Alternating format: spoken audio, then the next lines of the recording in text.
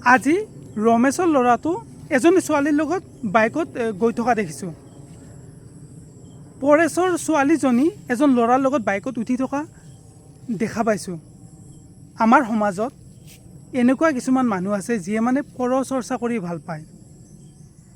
মানে আজিকালি যুগত মানুহৰ কামৰ বাবে 2 মিনিটো সময় নাথাকে, কিন্তু এচাম সমাজত মানুহ আছে যিয়ে মানে পৰচৰ্চা কৰি ভাল পায়। অমুকৰ ল'ৰা ছোৱালী দেখোন লিভিঙত আছে, ইংলিছৰ একো নাজানিব পাৰে কিন্তু লিভিংটো জানে।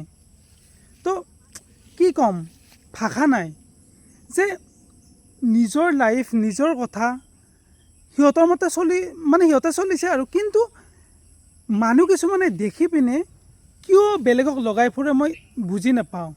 তো সেইখিনি মানুহ কৈছোঁ, অলপমান মাইণ্ডবোৰ আপডেট কৰক, যে বেলেগৰ চৰ্চা কৰি অমুকৰ ল'ৰাই কি কৰিছে, অমুকৰ ছোৱালীয়ে কি কৰিছে সেইবোৰ বাদ দিয়ক।